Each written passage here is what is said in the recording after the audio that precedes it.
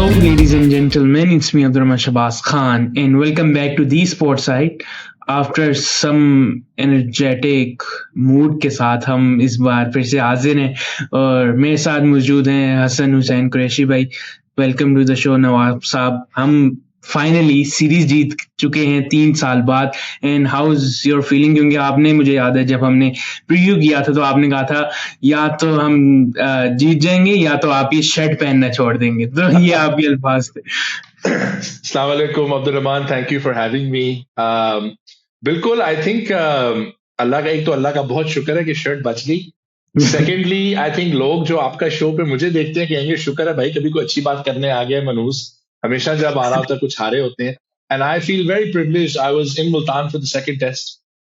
मैंने पूरा second test देखा और वहां से मुझे आई वाज वेरी लकी कि मैं स्टेडियम में था जब आई फील कि ना सिर्फ मैच टर्न हुआ बल्कि पूरी सीरीज टर्न हो गई. तो feel very privilege to have seen that and feel very privilege कि हमें मौका मिला ना सिर्फ पाकिस्तान को देखने का, बट जब आप इंग्लैंड को लाइव देखते हो, जब आप बेन स्टोक्स की फील्ड सेटिंग्स देखते हो या उनकी बैटिंग देखते हो, तो आप रियलाइज करते हो कि ऐसी टीम को हराना बड़ा कोई मुश्किल काम है और ये इतना ईजी नहीं, इतना लोग बना रहे हैं. और जो परफॉर्मेंसेस थी आपके खिलाड़ियों की उसमें हम अभी डिटेल में जाएंगे.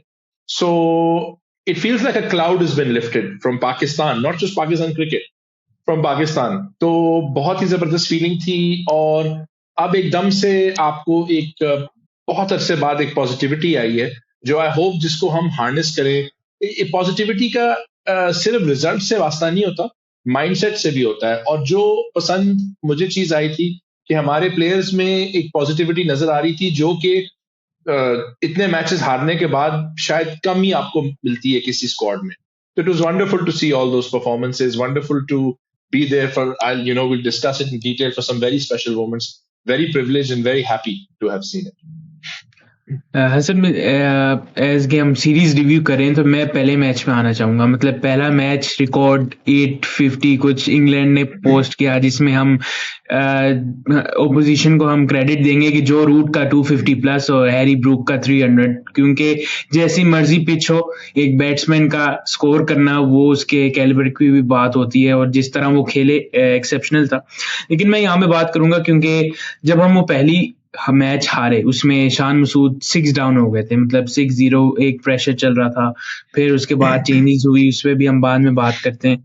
लेकिन ओवरऑल आप पहले मैच की जो हमारी परफॉर्मेंसेज है और उस मैच की, सो आप वो कैसे देखते हैं? क्योंकि उसमें पॉजिटिव्स जो पाकिस्तान के लिए थे कि एक तो साइम अयूब ने परफॉर्म किया था, साइम अयूब के बाद अब्दुल्ला शफीक ने परफॉर्म किया था और शान मसूद ने 150 किया था. सो ये दो पॉजिटिव्स ऐसे थे कि एक कैप्टन इनिंग्स जहां पे आपकी तलवार लटक रही हो आपके सर पे एज ए कैप्टन, उसके बाद जो परफॉर्मेंस आई थी, आप बेशक कह लें फ्लैट ट्रैक था, जैसा मर्जी ट्रैक था, लेकिन जब आप परफॉर्म नहीं कर रहे होते उसके बाद अगर आपकी 50 भी हो जाती है वो भी अंडर प्रेशर, तो वो भी एक बड़ी चीज होती है.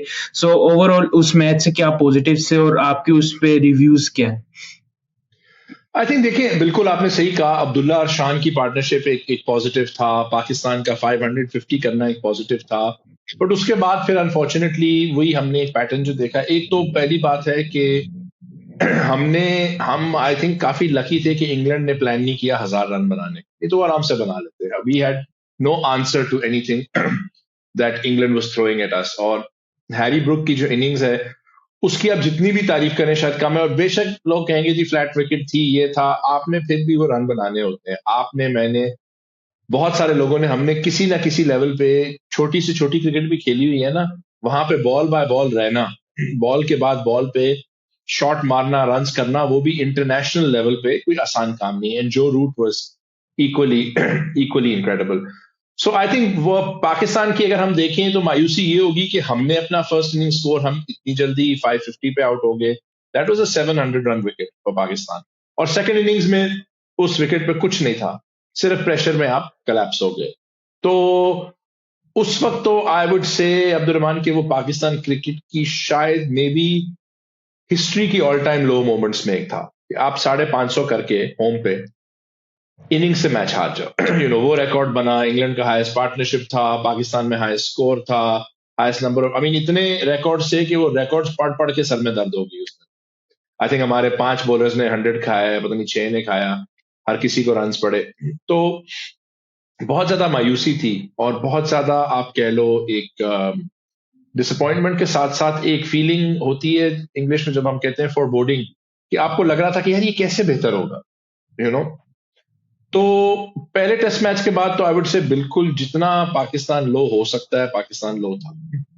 अब वहां से एक्सपेक्टेशन नहीं थी कि चेंज होगा, और लोग जो भी कह लें कि जी आपने यूज्ड विकेट इस्तेमाल की, आपने विकेट्स को चेंज। पहली बात तो ये है कि मैं वहां पे था, इंग्लैंड के किसी भी मैनेजमेंट या प्लेयर को कोई इशू नहीं था पिचेस से। उन्होंने कहा पाकिस्तान की कंडीशंस है, वो जैसे मर्जी पिचेस बनाए, उन्हीं पिचेस पे आपको भी बैट करना है, उन्हीं पे उन्होंने बैट करना है, उन्हीं पे आपने बॉल करना है, उन्हीं पे उन्होंने बॉल करना है। पहले मैच में तो आप स्किल के बलबूते पे हार गए।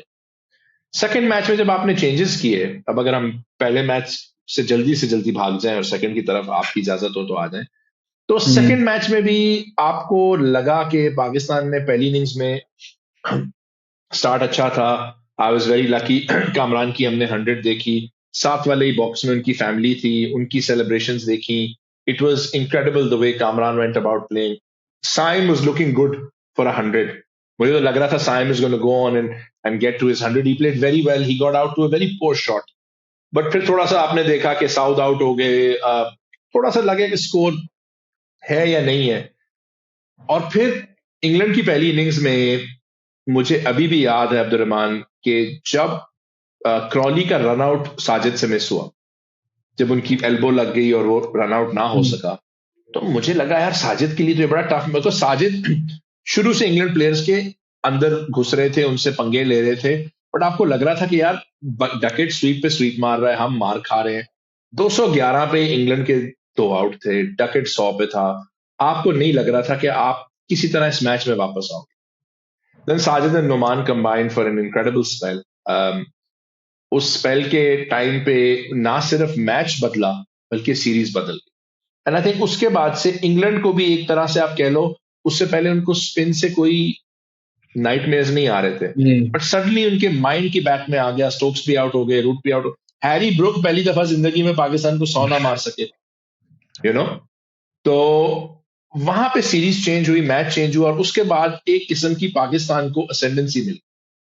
And in that second match, अगर हम सेकंड इनिंग्स पे आते हैं, तो बहुत इंपॉर्टेंट रन थे सलमान के with the bat, you know, batting with the tail. Tail में भी हमने देखा कि साजिद ने भी सेकंड इनिंग्स में जब वो 22 बनाया, उन्होंने बॉलर्स को टेक ऑन किया, और फिर आपको कंटिन्यूसली लग रहा था सेकंड इनिंग्स में आपने स्पिन से ही स्टार्ट किया कि कोई जवाब नहीं है। और जब डकेट आउट हुए, जब उन्होंने कैच स्काई किया और रिजवान ने कैच पकड़ा, that was your biggest threat. जब वो आउट हुए ना, उसके बाद there was no way back, and it was an incredible performance, and it was a wonderful feeling to be there in the stadium, to see Shan win his first test as captain, to see Sajid perform. Noman's performance was incredible. I mean, हम साजिद की तो बात rightly करते हैं, but Numan जिस तरह आए, जिस तरह उन्होंने अपनी पेस को वेरी किया, अब वो स्पिन का डराव दे के सीधी बॉल पे उनको आउट कर रहे थे, बड़े बड़े प्लेयर्स को, जो रूट को, दूसरों को। तो 20 इतना विकेट्स उनकी सीरीज में। बिल्कुल to comfortably win the second test was a very big achievement। और फिर ऑब्वियसली हम पिंडी की तरफ जाते हैं। आई थिंक सीरीज का जो आप कह लेना total turning on its head थी, वो इंग्लैंड की वो 3 विकेट की कोलैप्स थी, जब रूट, ब्रुक और स्टोक्स आउट हुए। उसके बाद से Pakistan was always in the ascendancy. असल में हम बड़ी जल्दी आ गए सेकंड टेस्ट मैच पे, लेकिन मैं उससे थोड़ा पीछे आऊंगा। फर्स्ट टेस्ट मैच और सेकंड टेस्ट मैच के दरमियान जो वो ऑफ डेज थे, जो उनमें वो जो फैसले हुए, क्योंकि लास्ट जब हमने प्रीव्यू किया था, आपके भी वही ओपिनियंस थे, मेरे भी यही थे कि हमें एक स्क्वाड 3 मैच की अनाउंस करनी चाहिए थी, प्रॉपर रन देना चाहिए था। हम एक टेस्ट मैच की स्क्वाड अनाउंस की, हम हारे। सिलेक्शन कमेटी से मोहम्मद यूसुफ साहब ने रिजाइन किया, आकिब जावेद साहब इंडक्ट हुए, अलीम डार आए, अजहर अली आए। फिर उसके बाद चेंजेस हुई, वो पॉडकास्ट का एक आया जो आकिब जावेद ने सिलेक्शन कमेटी में आने से पहले की थी कि रफ पैच कर दो, वो सब।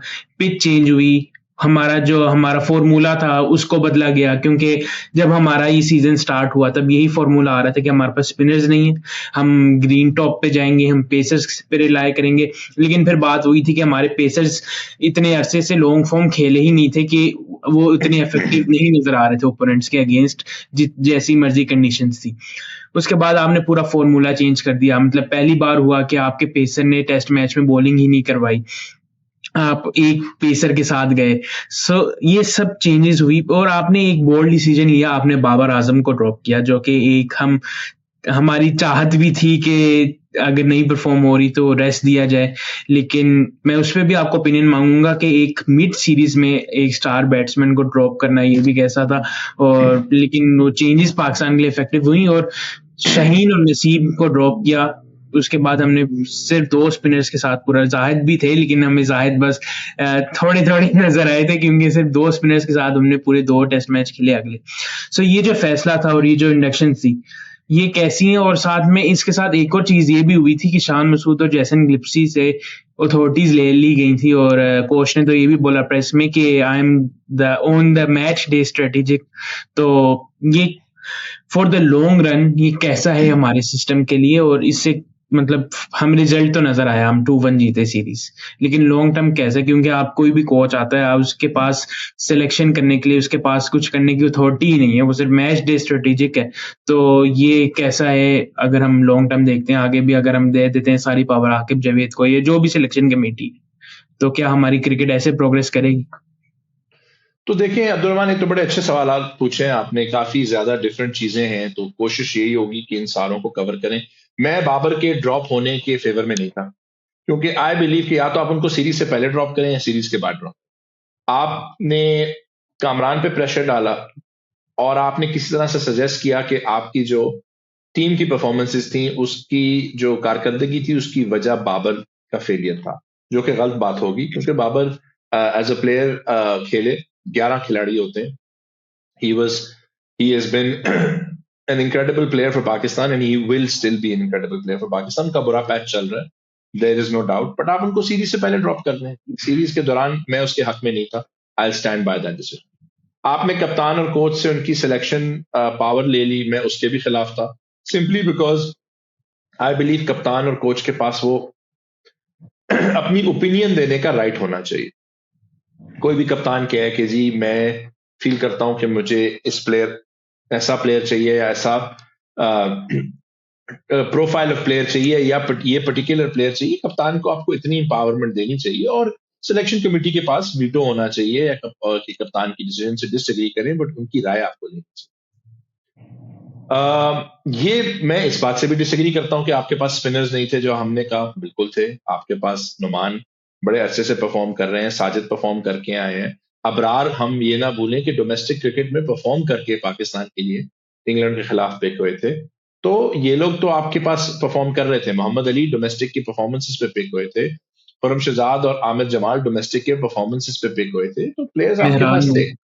बिल्कुल, तो अगर आप अब रोड्स बनाएंगे तो उस पर तो पेसर्स कुछ नहीं करेंगे। आप अगर पेसर फ्रेंडली विकेट बनाएंगे, बट आपने उसमें ये देखा कि पेसर फ्रेंडली विकेट पे बांग्लादेश के खिलाफ जो हमारी कोशिश रही ग्रीन टॉप्स, अब कोई 3 मैच पहले हमने कहा था कि जी हम स्पिनर ही नहीं पिक करेंगे, हम अपनी हिस्ट्री में दूसरी दफा बगैर किसी स्पिनर के गए, तो 3 मैच बाद हम लिटरली बगैर किसी पेसर के चले गए। आई थिंक पिछला मैच ये पिंडी वाला जो था, पहला था जिसमें हमने बॉलिंग भी स्पिन से ओपन की और पूरे मैच में आमिर जमाल तो एज ए बैट्समैन खेले ना, उनको ओवर तो आपने दिया ही। तो ये डिसीजंस देखें लॉन्ग टर्म में आपका बड़ा अच्छा सवाल है, बट आई थिंक अभी लॉन्ग टर्म को शेल्फ करके शॉर्ट टर्म पे फोकस किया। आप ये सीरीज जीतेंगे, आप ये सीरीज जीत के, अब आपने देखा कि आज जो स्क्वाड्स अनाउंस हुए, तो वो अब कुछ लोगों के सवाल मैं देख रहा था कि आजम भाई नुमान और स्कोर्स साजिद छोड़ क्या दें है। आप, लोग में शॉर्ट टर्म इतना कर लेंगे, साउथ अफ्रीका हमने सीरीज पे जाना है, हम टेस्ट पे बिल्कुल स्पेसिफिक रहते हैं, उस बाद में उस पे भी बिल्कुल। डिस्कशन करेंगे आज की स्क्वाड्स पे भी, तो लेकिन देखिए वो उसमें तो आपने लॉन्ग टर्म पे नहीं फोकस किया, अभी आपने शॉर्ट टर्म पे फोकस किया। बट एज लॉन्ग एज आपकी अप्रोच है हॉर्सेस फॉर कोर्सेस, अगर आपकी अप्रोच है कि आप हर सीरीज को कंडीशंस के मुताबिक सिलेक्शन करोगे, उसमें कोई मसला नहीं। पाकिस्तान में स्पिन के साथ जीतना कोई गुनाह नहीं, पाकिस्तान में स्पिन के साथ जीतना कोई गलत बात नहीं है। और सेकेंडली हमने देखा है सीरीज में कि सलमान और साउद और रिजवान की बैटिंग से आपको स्पिनिंग कंडीशंस का बड़ा फायदा मिला, नोमान की बैटिंग से, साजिद की बैटिंग से। तो आपके पास वो खिलाड़ी हैं जो स्पिन खेल भी सकते हैं। ये भी नहीं कि दूसरी ऑपोजिशन अगर आप अच्छे स्पिनर लेके आई, जैक लीच एक बहुत अच्छे बॉलर हैं, शान शोएब खुद बशीर स्पिन ने बहुत अच्छा अच्छी खेलते हैं। एग्जैक्टली हालांकि शान का अगर हम देखें तो वो थोड़े से अपने आप से अनॉयड होंगे कि वो उसी डिसमिसल पे आउट होते रहे, हालांकि वो उनकी एक स्ट्रेंथ है। हमने जब शान को सेकंड इनिंग्स में देखा, उन्होंने वो मौका ही नहीं दिया पिंडी में बिल्कुल। कि कोई उनको उस पोजीशन में डाल सके। तो आई फील आकिब जावेद के रोल के बारे में मैं ये कहूंगा कि अगर आप उनको पावर देते हैं तो फिर उनको पूरी पावर करें, जब तक उनका ये चल रहा है तो ये सही रहेगा। बात ये आ जाती है कि as long as your approach is tailored, South Africa में तो ऑब्वियसली मुश्किल ही है कि साजिद और नुमान दोनों खेल, और मुश्किल ही है कि आप सिर्फ आमिर जमाल एक को पिक करें। तो एज लॉन्ग एज आपकी अप्रोच वहां पे ठीक है, जिन कंडीशंस में आपकी जो स्ट्रेंथ है, अगर आप उस अप्रोच से आते हैं तो कोई प्रॉब्लम नहीं है। और देखिए, याद ये भी रखना चाहिए, कुछ लोग ये भूल जाते हैं क्योंकि कभी कभी आके भाई थोड़ी सी कंट्रोवर्शियल बातें करते हैं, but he is very qualified for this position. Yes. He has coached at the highest level. He's coached at under 19 level. He has been a director and coach at Lahore Qalandars for almost 10 years. He is someone with all the relevant coaching badges and experience. तो अगर आपने अब उनको power दी है और वो अपनी he was power with का इस्तेमाल पेशेंटली। करके, और अगर वो आपको अपनी पावर का इस्तेमाल करके आपको जितवा रहे हैं और सही कंडीशंस और प्लेयर्स दे रहे हैं, तो अभी जैसे शान ने कहा, आपको पॉजिटिव्स पे फोकस करना चाहिए। आगे जाके इस अप्रोच पे इश्यूज होंगे, आगे जाके इस अप्रोच में प्रॉब्लम्स होंगी, बिल्कुल होंगी। As long as you are flexible enough to make the changes regarding the dependent on the conditions, I think you should be okay. इसमें लास्ट में एक सवाल करूंगा इस सीरीज पे, फिर हम दूसरे टॉपिक पे आते हैं। हम साउथ अफ्रीका जा रहे हैं, हमने कुछ जो प्लेयर्स रेस्ट हुए हैं वो वापस भी आएंगे, कंडीशन चेंज होंगी, हमारे पेसर्स आएंगे, हम वही स्पिन फॉर्मूला के साथ नहीं जाएंगे, वही जैसे आपने अभी भी बात की। सो आप इस सीरीज से क्या पॉजिटिव्स लेते हैं और व्हाट डू यू थिंक जो स्क्वाड हमारी ट्रेवल करनी चाहिए फॉर साउथ अफ्रीका? तो what's your 15 for south Africa series और जो मेरे लिए पॉजिटिव। मेरे लिए सबसे बड़ा पॉजिटिव साइन की परफॉर्मेंस है। आई नो लोग कहेंगे 4 इनिंग्स में एक ही 50 थी, पर बड़ी इंपॉर्टेंट 50 थी। मेरे लिए जी। कामरान की परफॉर्मेंस बहुत बड़ी पॉजिटिव है। मेरे लिए आपके पास बैटिंग डेप्थ होना, कि आप बाबर के बगैर खेल सकते हो, एक बैटिंग ऑर्डर खिला सकते हो। सलमान की बैटिंग हर मैच में एक बहुत बड़ी पॉजिटिव है।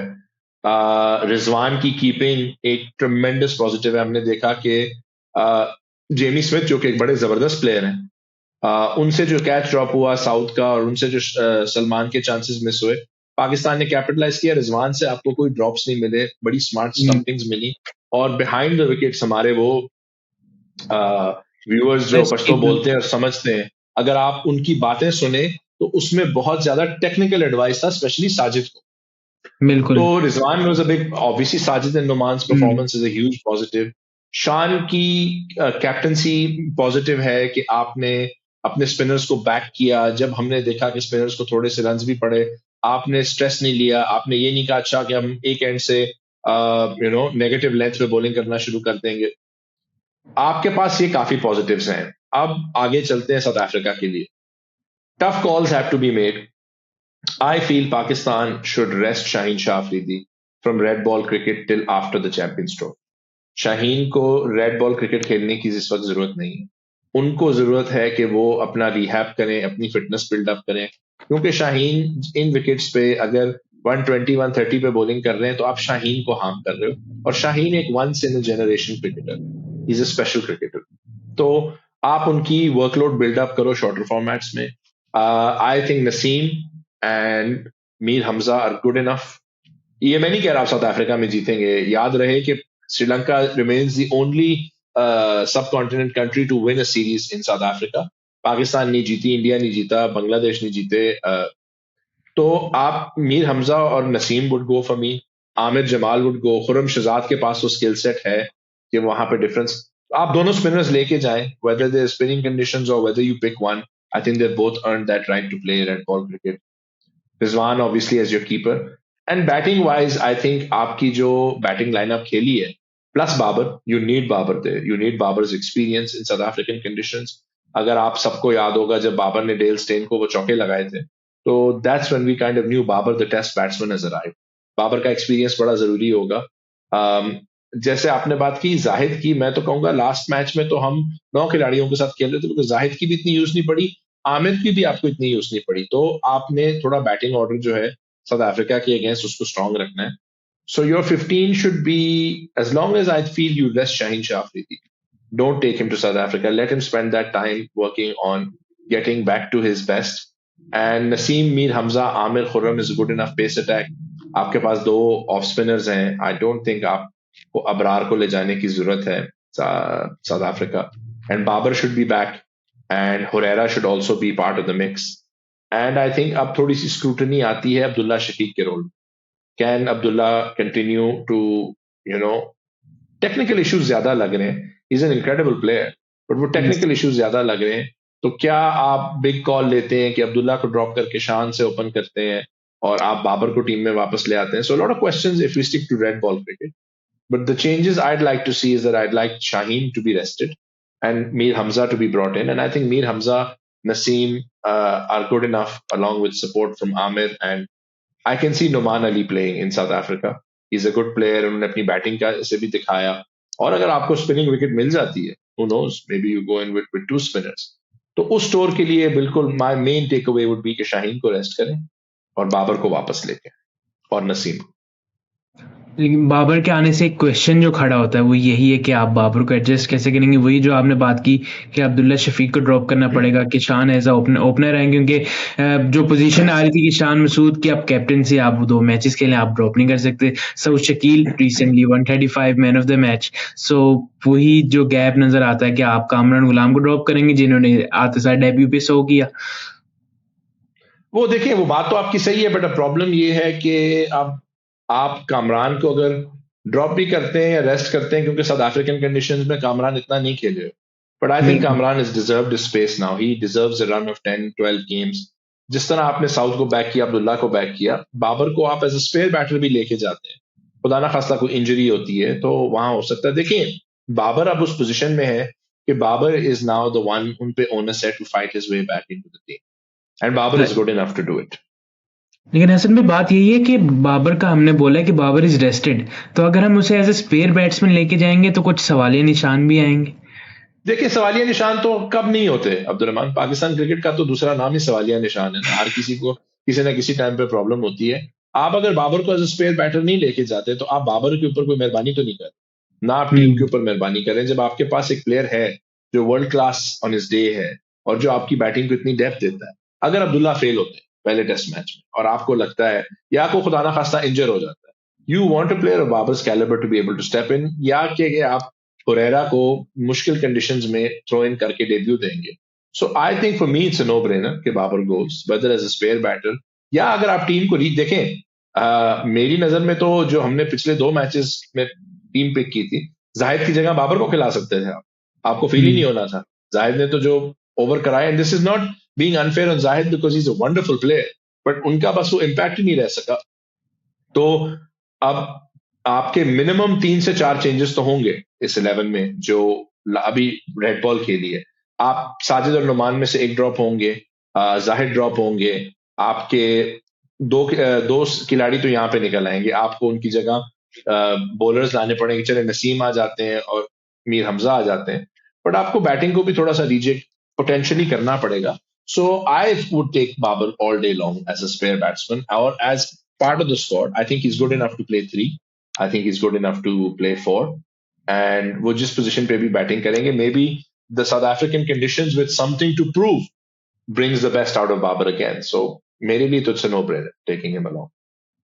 और जिस तरह बाबर की जो परफॉर्मेंसेज हैं इन साउथ अफ्रीका, मतलब T20 की अगर बात करें उसमें 100 रन का साउथ अफ्रीका में आया। अगर हम टेस्ट जो 2019 में हमने खेला था उसमें जो परफॉर्मेंसेज थी बाबर आजम की, शान की भी थी, इमाम की भी थी, तो ये 3 ऐसे प्लेयर्स थे जिनकी परफॉर्मेंसेज थी उस टूर पे भी। तो फॉर मी अगर आपने बाबर को वापस लाना है तो मेरा तो यही होगा कि शान एंड साइम ओपन और आप नंबर 3 पे बाबर के साथ जा सकते हैं।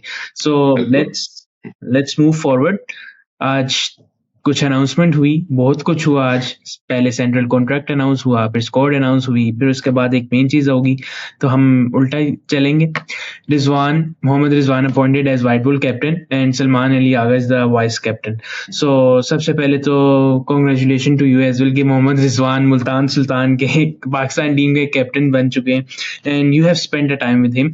आपने ड्रेसिंग रूम में भी रहे हैं, आप वैसे भी उनके साथ रहे हैं। सो एज अ कैप्टन आपको पता है कि वो कैरेक्टर कैसा है, और वो मतलब जो हमें नजर आता है कि फाइट देगा फॉर द टीम, और वो हर चीज लड़ने के लिए, ना आप उससे कोई नेगेटिव चीजें उम्मीद कर सकते हैं, ना अपनी वो पर्सनल फेवर्स करेगा। सो फॉर द टीम हमें एज अ कैप्टन हमें एक लीडर नजर आता है in the role of Rizwan. लेकिन कुछ क्वेश्चंस आते हैं कि क्या वो T20 के भी कैप्टन अभी सही है, क्योंकि अगर आप बाबर और रिजवान के साथ जाते हैं तो कुछ जगह नहीं बनती उनकी टीम में भी। सो और दूसरी तरफ सलमान अली आगा, जिनका अभी तक T20 में डेब्यू ही नहीं हुआ, उनको वाइस कैप्टन बना दिया गया है। और वनडे में भी उस तरह नहीं थे, क्योंकि सऊद शकील ही खेल रहे थे, तो वो टीम का पार्ट नहीं थे उस तरह रेगुलर, बेंच पे होते थे। So Salman Ali Agha as a vice captain, how do you rate, क्योंकि सलमान अली आगा साउदर्न पंजाब की कैप्टनसी कर चुके होंगे। देखिए आई रेट, तो मैं आपकी पहली बात पे आऊंगा। Riju is a players captain.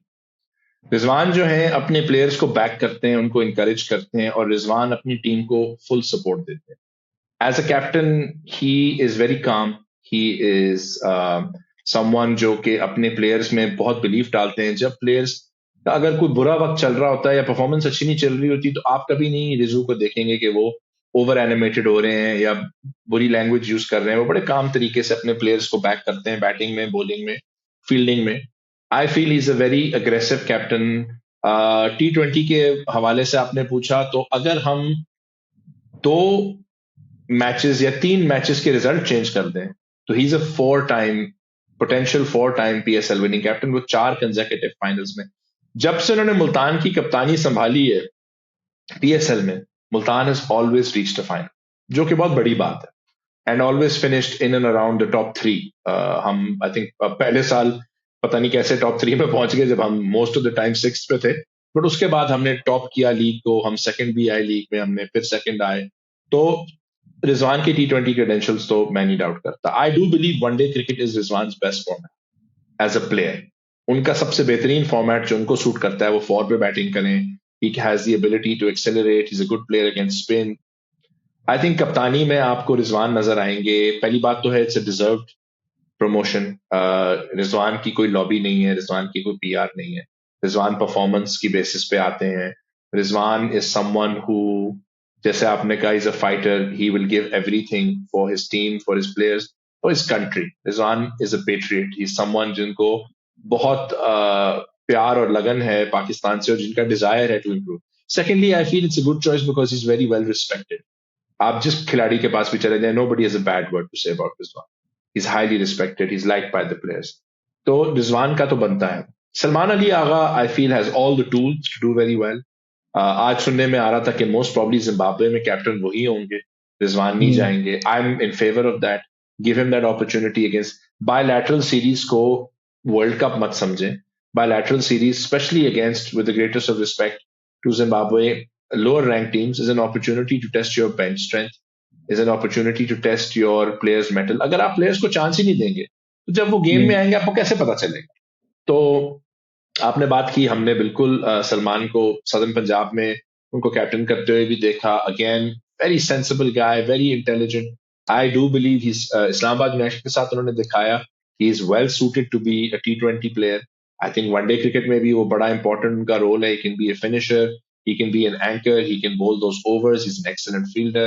I'm very happy to see opportunities given to Arafat Minhas, Umair bin Yusuf, Sufyan Mukim, Ahmed Danial। I'm very happy that Shahnawaz Dahani is getting a chance to be picked for one days, जिसमें उनकी काफी अच्छी, अगर आप list cricket देखें, performances हैं। तो these are all positive signs। कुछ मेरे annoyances हैं। I do believe that you should have retained Fakhar and Imam in your central contracts based on their performances। Discuss जो भी करते उनके, हैं, पहले स्क्वाड्स पे आ जाते हैं फिर हाँ, तो स्क्वाड्स बारी बारी स्क्वाड्स स्टेप में आई लेते थिंक हैं। कोई ये इतना वो सरप्राइज मेरे लिए शायद सिर्फ जो बड़ा सरप्राइज है, if I'll be honest with you, is Haris Rauf being there। Haris has been struggling of late, but you do know what he's capable of doing. And I'm very happy to see Abbas Afridi there. I think he has a potential to be a superb white ball player for Pakistan. लेकिन मेरे लिए कि Mehran Mumtaz is not there. I आपकी think that's 4 a big scores miss. Announce हुई हैं। हाँ, I think it is a big miss. Mehran deserves it. But I think Arafat की batting और fielding जो है उनके लिए edge करती है. So if you're going to try Arafat and maybe keep Mehran for home conditions, I don't think that's a problem. अच्छा, फिर मेरा एक सवाल यहाँ पे अराफात पे भी है कि अराफात आपकी ऑस्ट्रेलिया वनडे स्क्वाड का हिस्सा है Hmm. और अराफात आपकी जिम्बाब्वे ओडीआई स्क्वाड का हिस्सा नहीं है। Very strange. But Arafat माजी में ऑस्ट्रेलिया में खेले हैं. वो हाँ शाहीन्स जी, के हाँ साथ डार्विन गए जी थे. जी। उनको कंडीशंस का अच्छा आइडिया है. He's also the kind of player who can again, like Salman Ali Agha, bat 5 or 6. He's shown in Oman he can be a finisher. He's a classical player, but unme flexibility है. He's a very good fielder, very good bowler. I felt he was underused as a bowler in this recent emerging tournament in Oman. तो I feel वो उनके पास एक strength है. अरफात बड़ा versatile खिलाड़ी है. May be Zimbabwe में देयर इज अ फीलिंग कि he won't may be needed as much for those conditions. I do believe he can be a surprise pick for Pakistan in the Australian series. But मेरा question यहाँ पे ये था कि आपने अरफात की जगह अबरार अहमद को वनडे स्क्वाड में जिम्बाब्वे के अगेंस्ट लिया। Abrar is not in Australia और वो कंडीशंस भी उसे सूट नहीं करती। लेकिन सवाल और भी अबरार अभी मेरा भी ये बीमार भी हैं बिल्कुल बेचारे. तो बिल्कुल, लेकिन सवाल मेरा ये है कि आप एक टीम सेलेक्ट करते हैं, एक टूर पे जा रही है, सो अगर उसमें से एक्सपीरियंस्ड प्लेयर को आपने रेस्ट किया है तो सिर्फ उनकी जगह दूसरी स्क्वाड में रिप्लेसमेंट आनी चाहिए। अगर अरफात बेशक कंडीशन सूट नहीं करती, he should be on the bench. Squad से तो आप नहीं निकाल सकते क्योंकि बट अब्दुल अभी तो वो रहमान सीरीज हुई भी नहीं है ना ऑस्ट्रेलिया वाली। आप ये देखें कि अब मैं उस बात पे आऊंगा जिसने मुझे आज बहुत मायूस किया और फ्रैंकली स्पीकिंग मुझे दुख हुआ है. इस वक्त आप मुझे बता सकते हैं कि बीबीएल में वाहिद पाकिस्तानी खिलाड़ी कौन सा पिक हुआ उसामा मीर। है? Where is Usama? Is ये he on मेरा that next Australian question tour? He ये था, स्पिनर्स पे मैं आया ही इसलिए था कि अब मैं आप उसामा अबरार मीर को की। लेके जा रहे हैं जो पिछले 1 साल से आपने उनको खिलाया तो नहीं है, हर जगह उनको लेके गए हैं, फिर उनको टेस्ट मैचेस दिए हैं, टेस्ट मैचेस में उनकी मायूस कुन परफॉर्मेंस भी रही है, फिर वो बीमार भी हैं. अब आपकी एक्सपेक्टेशन है कि डेंगू जैसी डिजीज के फौरन बाद वो उठ के ऑस्ट्रेलिया में आपको परफॉर्म करके देंगे, जहां पे एक बहुत बड़ी ऑस्ट्रेलियन फ्रेंचाइज ने ये देखा कि इतने पाकिस्तानी प्लेयर्स थे, उन्होंने सिर्फ उसामा को पिक किया, वापस उनको रिटेन किया. ठीक है, उनको आप नहीं लेके जा रहे जिनमें ऑस्ट्रेलियन फ्रेंचाइज बिलीव करती है उनकी कंडीशंस के लिए वो बॉलर. जो आपके पीएसएल के लीडिंग विकेट टेकर थे उनको आप नहीं लेके जा रहे. जो आप जिनका वनडे क्रिकेट में आप उनको एक ड्रॉप कैच के ऊपर हमेशा सारे पीछे पड़ जाते हैं, उनकी परफॉर्मेंस नहीं देखते. और जिम्बाब्वे, चले मैं आपको ये भी दे देता हूं कि आप उसामा को जिम्बाब्वे के खिलाफ नाम देखते हैं. You know what Usama is capable of. Shadab को आपने निकाला हुआ है. I am more than happy for you to give opportunities. I am happy to see Faisal Akram there. You have to try something different. But आप मुझे बताएं कि ऑस्ट्रेलिया के खिलाफ T20s में सेलेक्ट ना होने के लिए उसामा ने कौन सी चीज नहीं. बीबीएल में वो पिक हुए हैं, 100 में आपके वो वाहिद पाकिस्तानी खिलाड़ी हैं, पीएसएल के वो लीडिंग विकेट टेकर हैं. ऑस्ट्रेलिया में हमने देखा है leg spin plays a big role, और आप अपने प्रीमियर लेग स्पिनर को नहीं लेके, और आपने उनको सेंट्रल कॉन्ट्रैक्ट से भी हटा दिया. So I feel it's a very strange decision. I hope that it's a decision that maybe in time is realized as a mistake. I don't think कि कोई यहाँ पे personal issues हैं, but it's very sad for me to see Osama not in that list. And I'm surprised to see Abrar mainly because I think Abrar की अभी struggle भी चल रही है, और बीमारी जी के बाद आप उनके ऊपर वो प्रेशर डाल रहे हैं कि वो जी। आके एकदम से परफॉर्म करे. ना कर सके तो आप एक खिलाड़ी के ऊपर अननेसेसरी प्रेशर डाल रहे हैं, मेरी ओपिनियन. स्कोर्स पे जो मेरी रिजर्वेशंस, यही मैंने पहले भी बताई कि मतलब कि आपने एक सीरीज में यंगस्टर्स को मौका दिया और दूसरी सीरीज में यंगस्टर्स आपने रिप्लेस किए हैं। तो ये मेरी एक चीज है कि अगर आप यंगस्टर्स के साथ जा रहे हैं, they should be in the series के अनलेस कोई एक्सपीरियंस प्लेयर को आपने रेस्ट दिया है, जैसे बाबर को दिए, शाहीन को दिए और नसीम को दिए। और दूसरी चीज एक ये नजर आई कि साइम अयूब आपका एक प्रोस्पेक्ट है। आप मतलब साइम और फखर, अब फखर का आप देख, आप कैसे चलें, आपने कह दिया कि सब्जेक्टिव फिटनेस है, उनकी फिटनेस क्लियर नहीं हुई, so he is not part of the team. लेकिन फखर और साइम दो ऐसे आपके सर्किट में प्लेयर हैं कि आपकी T20 टीम से तो वो बाहर हो ही नहीं सकते, कि ऐसे एक्सप्लोसिव ओपनर्स हैं। साइम अयूब किसी भी T20 टीम का भी हिस्सा नहीं है, on which basis Saim Ayub को ड्रॉप कर दिया गया है? आपने ओडीआई स्क्वाड में इंक्लूड किया, बहुत अच्छी बात है, टेस्ट में उन्होंने परफॉर्म किया, वो लॉन्ग टर्म खेल सकते हैं, लेकिन ऐसे प्लेयर को आपने टी20 से ड्रॉप कर दिया और फिर उसके बाद के अगर आप ऑस्ट्रेलिया सीरीज में बाबर जा रहे हैं तो मतलब आप वही बाबर रिजवान के साथ ओपन जाएंगे। नहीं तो फिर अगर आप जिम्बाब्वे सीरीज की बात करते हैं तो क्या उमैर बिन यूसुफ के साथ आप उमैर बिन यूसुफ स्क्वाड का नहीं है, आप फिर Haseebullah Khan as an opener खेलेंगे वहां पे। सो आप कितने शिफ्ट्स करेंगे, कोई आपका प्लान, कोई मुझे इस स्क्वाड्स में कंटिन्यूटी नहीं नजर आ रही कहीं पे। आई थिंक एक और सरप्राइज मेरे लिए था कि आपने T20 स्क्वाड में हारिस को नहीं रखा, जो कि आपके शाहीन्स के कैप्टन है। He is an opener, you know, he is a wicket keeper. Is not मुझे इवन जहां तक सेंट्रल कॉन्ट्रैक्ट, यस, ना मुझे जो सेंट्रल हैरानगी कॉन्ट्रैक्ट। अब हैरानगी है, या तो आई थिंक अगर हम देखें तो शायद फखर का तो हमने चेयरमैन साहब से सुना कि क्या उनकी वजूहत थी। मे बी शायद इस वक्त फोकस है कि क्योंकि हमारा मेन फोकस, बड़ा फोकस वनडे क्रिकेट पे है leading up to the Champions Trophy. हो सकता है कि साइम को इस वक्त फोकस दिया जा रहा है कि वो वनडे क्रिकेट खेलें, T20s को हम almost as a side show देख रहे हैं, एज अ मेन इवेंट नहीं देख रहे। उसमें शायद हम बेंच स्ट्रेंथ देखना चाह रहे हैं, उसमें शायद हम वापस एक कंटिन्यूएशन देखना चाह रहे हैं। देखें, अब तो हमें पता है कि जो T20 का भी स्क्वाड है ऑस्ट्रेलिया में, वो कप्तान तो पिक करेगा नहीं, ना कोच पिक करेगा। वो आके पिक करेंगे, सिलेक्शन कमेटी पिक करेगी। क्या वो बाबर को एज एन ओपनर पिक करेंगे, नहीं करेंगे, वो तो अब हमें देखना पड़ेगा। हमने माजी में आकिब जावेद को देखा है कि वो काफी Babar as a T20 opener पे क्रिटिकल रहे हैं। तो I don't see that happening. But क्या ऑब्वियसली आपकी जो रिप्लेसमेंट्स हैं, करेक्ट रिप्लेसमेंट्स हैं, वो साइम है, वो फखर है, उनको आप लेके नहीं जा रहे, तो क्या आप कुछ डिफरेंट ट्राई कर रहे हो, वो देखना पड़ेगा। तो आई थिंक मे बी शायद इस वक्त जो लार्जर फोकस है वो है on one day cricket, 50 over cricket. इसलिए शायद साइम को हम देख रहे हैं कि उनको अपॉर्चुनिटीज दी जा रही हैं, और T20 क्रिकेट को हम थोड़ा सा इन द बैकग्राउंड रखते हैं। This could be one of the reasonings. It will be definitely interesting to see, but there are disappointments also. Osama not being there, Haris not being there, these are disappointments. Saud Maybe is we not see there in one Hasib, day. and if you see Hasib opening, will he play as a keeper? Will he play as a batsman? Will Rizwan play as a fielder? Will he play as a batsman? तो ये भी चीजें देखने वाली होंगी. So I think there are a lot of questions to be asked. Zimbabwe में तो Haseeb as a keeper है because he is the only keeper. देखना होगा कि Yes. हसीब करेंगे या उस्मान करेंगे। एक चीज ये है पाकिस्तान में कि there is no such thing as an only anything, only keeper, only bowler, only captain. हर हर हमेशा पाकिस्तान क्रिकेट में कोई ना कोई पीछे पता ही नहीं होता, आपको भी नहीं पता होता, और आप अगले दिन कीपर बन जाते हैं। सो देखें, उस्मान साहिबजादा भी कर फरहान सकते है। हैं, बिल्कुल साहिबजादा फरहान भी है। So I think it's quite possible. हमने लाहौर कलंदर्स को देखा उनको as as a keeper use करते हुए। So should be interesting. अब देखते हैं क्या बनता है, but for now leadership wise the calls are good. Squad wise, there's some good things to see. I hope we give opportunities to players. I think आपका अगर larger focus Champions Trophy है, you should treat these matches as an opportunity to try out different 11s and different scenarios for players. I would not want to worry too much about the results. What matters is the results जो आपके home conditions में होंगे जब आप वापस आके पाकिस्तान में 50 over cricket खेलना शुरू करें। अच्छा हसन भाई, वनडे स्क्वाड आपने फखर जमान को ड्रॉप कर दिया विद सर्टेन रीजंस जो हम ईगो पे ले लेते हैं बात उसकी वजह से, और दूसरा आपने अब इमामुल हक नहीं है टीम का हिस्सा, वो भी ड्रॉप हुए। क्या आपको नहीं लगता, एक मैं फिर 22 सवाल करूंगा यहाँ पे, शान मसूद को टीम का हिस्सा होना चाहिए था? तो ये बड़े लोगों ने बात रेस की। आई डू जेन्युइनली बिलीव कि शान का बेस्ट फॉर्मेट वनडे क्रिकेट है। अगर आप उनकी एवरेज देखें, he averages over 50 in the list A cricket.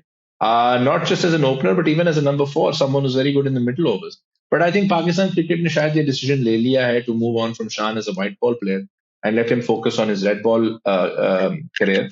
It's sad. I would have picked him. I would pick him all day. I believe he has the skill set. इमाम के साथ भी ज्यादती है, उनका एक वर्ल्ड कप बुरा रहा, उसके अलावा वो बड़े सॉलिड ओपनर रहे हैं पाकिस्तान के लिए, स्पेशली फखर के एब्सेंस में and against teams like number 2 Zimbabwe. थे वो। I believe and I believe Zimbabwe के खिलाफ या काफी ज्यादा अपॉर्चुनिटी है आपको इमाम को चांस देने की, but it looks like for now that the focus is on younger players. Abdullah Shafi के साथ आएंगे, हसीबुल्ला खान ओपन कर सकते हैं, कामरान गुलाम ऑप्शन इट है। इज क्वाइट पॉसिबल, जो अभी लग रहा है, it is looking quite possible. बिल्कुल। मूविंग फॉरवर्ड एक चीज़ जो हम देख रहे हैं, सेंट्रल कॉन्ट्रैक्ट्स हुए हैं, बहुत लोगों को ड्रॉप किया गया है। पहली बात तो मैं आऊँगा, हम फ़खर ज़मान की अगर हम कंट्रोवर्शियल चीज़ टच डाउन करें, जो एक बात की गई और उससे पहले जिसमें कॉन्ट्रैक्ट्स हुए फ़खर ज़मान की है, फिर शान मसूद के कॉन्ट्रैक्ट की बात है कि आपने कहा ना कि मूव फॉरवर्ड कर लिए कि अब वो सिर्फ टेस्ट तक रहेंगे। मुझे तो लगता है पाकिस्तान टेस्ट कैप्टेंसी से भी जा रहे हैं, क्योंकि after South Africa Subject series to captaincy. जी, Could subject be, could be. और फिर जब प्रेस कॉन्फ्रेंस में सवाल किया गया तो वो सवाल का ऐसे जवाब दिया कि अगर वो नहीं रहेंगे कॉन्ट्रैक्ट तो उनका रहेगा जो मर्जी कैटेगरी हो। तो मतलब उससे भी ये जवाब से ये इंडिकेशन जाती है कि हाँ भाई हम सोच रहे हैं कि कैप्टेंसी नहीं रहेगी, क्योंकि वो भी उन्होंने वही बोला कि परफॉर्मेंस पे डिपेंड करता है। तो आप एक तलवार लटका देते हो अपने प्लेयर्स के ऊपर, और दूसरा फिर अगर कोई प्लेयर किसी के डिफेंड पे आता, आपको नहीं लगता कि सिर्फ वार्निंग दे दी जाती है और सिर्फ टीम से, क्योंकि फखर जमान आपने रिसेंटली उसकी परफॉर्मेंसेस देखी हैं जैसा वो प्लेयर है, तो ऐसा सेंट्रल, चलिए आप फिटनेस के बारे में टीम से टॉप करते हैं, टेस्ट दे देते हैं उसे, लेकिन सेंट्रल कॉन्ट्रैक्ट से बाहर निकाल देना इमामुल हक को, उसामा मीर को और मोहम्मद हारिस जो कि चैंपियंस कप में ही एक टीम के कैप्टन थे, और आपने कहा था चैंपियंस कप कि हम अगली यंग लोड तैयार कर रहे हैं, हम कप्तान तैयार कर रहे हैं, और उसमें एक कैप्टन जो कि आपके सेंट्रल कॉन्ट्रैक्ट का हिस्सा ही नहीं है। और आप देखें कि आपके उस टूर्नामेंट को जीतने वाला कैप्टन आपके किसी सॉर्ट का हिस्सा ही नहीं है। तो आई थिंक ये बस बिल्कुल। पाकिस्तान क्रिकेट में हमारी ये चीजें चलती रहती हैं। अभी हमें will have to see how it unfolds. I do agree with you कि फखर का सेंट्रल कॉन्ट्रैक्ट से आप कह सकते हो fitness permitting, but Fakhar is a match winner. Usama hmm has done nothing to lose his central contract, neither as Imam. I feel ये थोड़ा सा अनफेयर रहा दोनों के साथ। हारिस को आप एक तरफ शाहीन का कैप्टन बनाते हो, टीम्स का कैप्टन बनाते हो जहां पे वो बाबर और शान के कैप्टन होते हैं, और जब पाकिस्तान के लिए खेलने के लिए टाइम आता है तो आप उनको पिक नहीं करते।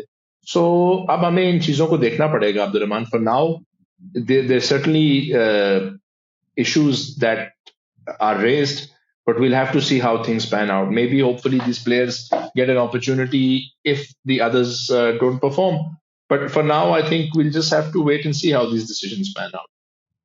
और ये बाकी प्लेयर्स तो खेल स्क्वाड्स में भी नहीं है, एक ऐसा प्लेयर है कि जो स्क्वाड में है और सेंट्रल कॉन्ट्रैक्ट में नहीं है, शाहनवाज धानी। Again, Shahnawaz is very deserving of his opportunity. I think he deserves a central contract also because he's someone जो आपको एक से दो फॉर्मेट्स में, अगर आप उनकी फर्स्ट क्लास फॉर्म देखें पिछले 2 सालों से तो बड़ी अच्छी रही है, but we don't seem to be picking players for their best format. So it's surprising, but जैसे मैंने कहा अब हम सिर्फ वेट करके देख ही सकते हैं ये सब कैसे पैन आउट होगा। It's a new era, lot of different changes. हमने बांग्लादेश से पहले न्यू एरा देखा, वो एरा तो सिर्फ आई थिंक 10-15 दिन चला। अब हमें जरा स्लाइटली एक और एरा देखना पड़ेगा। हम तो पिछले एक होप साल कि से एरा देखी जा रहे हैं। हाँ नहीं, हमारे माशाल्लाह एराज पे वो कहते हैं in my so and so era, in my so and so era. I think Pakistan cricket is in all of its eras at the same time. we'll have to wait and see how it works out.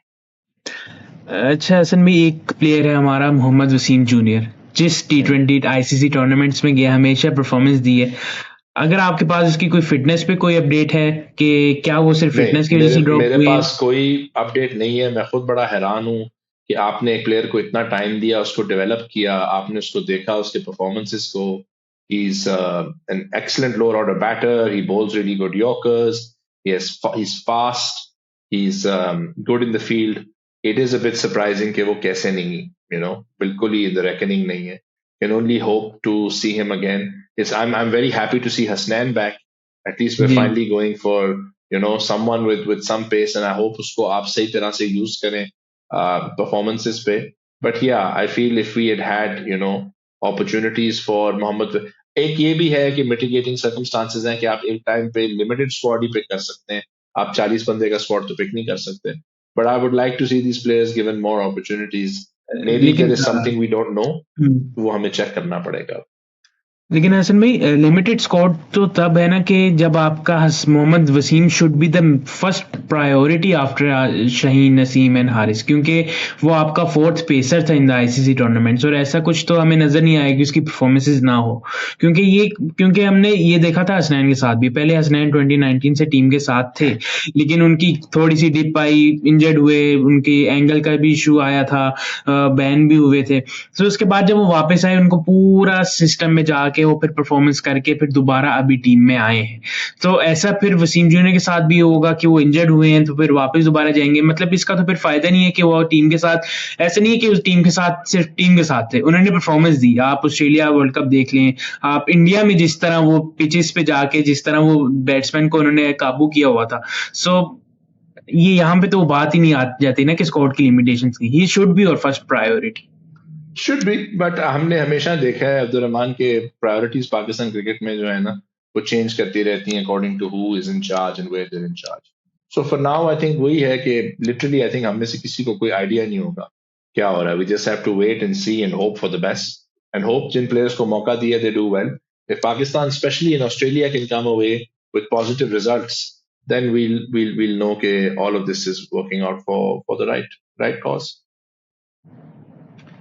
Hasan भाई, series 2 नवंबर से start होने जा रही है Australia की, so what's are your thoughts और किस तरह देख रहे हैं, क्योंकि न्यू कैप्टनशिप है, न्यू टीम है, सब कुछ चेंज होगा। Babar Azam as a player खेलेंगे, वो रेस्ट से वापस आएंगे, शाहीन नसीम, ये तीनों, इनका परफॉर्म करना बहुत ज़रूरी है। चैंपियन ट्रॉफी सिर्फ 2 महीने दूर है, 2-3 महीने, और हमारा पूरा फोकस, आप, मैं T20 की बात नहीं करूंगा, मैं वनडेज की बात करूंगा। So how important is this series for us, और क्या आप देख रहे हैं कि हमें क्या इस सीरीज से हम पॉजिटिव्स निकाल सकते So हैं और very कैसा खेले?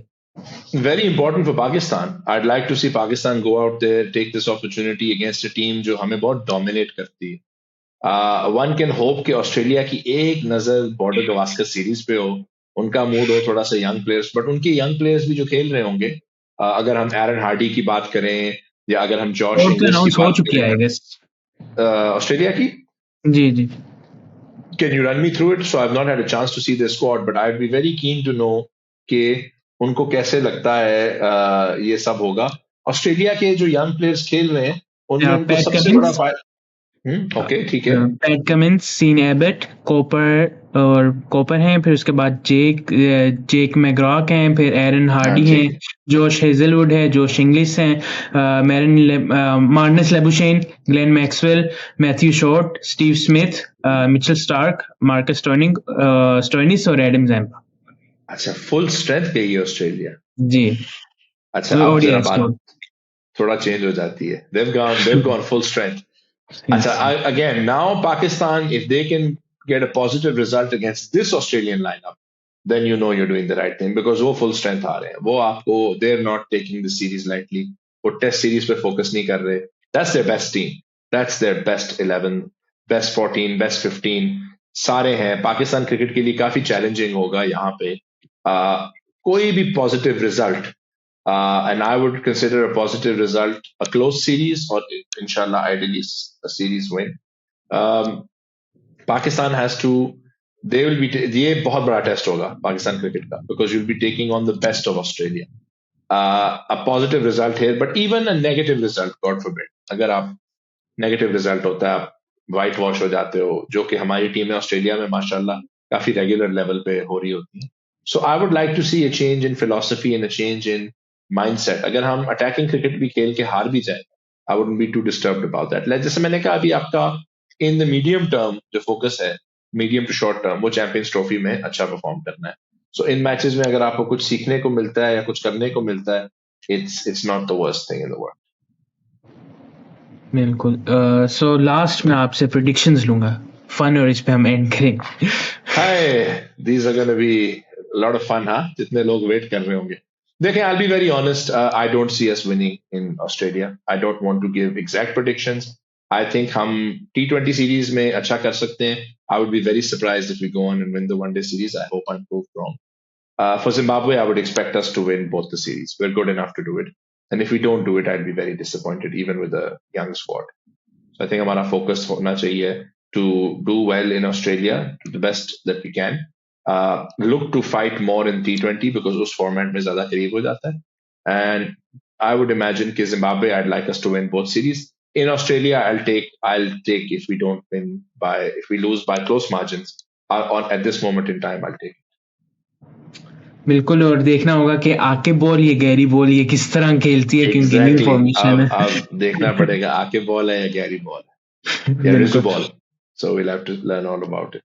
रिजू बॉल, आगा बॉल, सारी बॉल्स एग्जैक्टली हमें जमा करके खेलनी सारे पड़ेंगी। हमें सारे बॉल्स देखने पड़ेंगे कौन सा अच्छे वाला है कौन सा वाला चल रहा है बिटवीन द ट्यूब्स और द कुकाबुरा और विच एवर वन कौन सा पुराना है, कौन सा रफ है। कौन सा रफ है कौन सा बिल्कुल। रिवर्स स्विंग कर रहा है कौन सा स्पिन कर रहा है we'll have to बिल्कुल। take a look at it thank you very much Hassan भाई फॉर ज्वाइनिंग, बहुत मजा आया एक और बार फिर से, और for उम्मीद once करते हैं कि something Pakistan positive to cricket talk about बिल्कुल, और उम्मीद यही करते हैं कि ये कंटिन्यू रहे, ये जो खुशी हमारे चेहरों में इंशाल्लाह नजर आ रही है कंटिन्यू रहे। बेशक बेशक बेशक।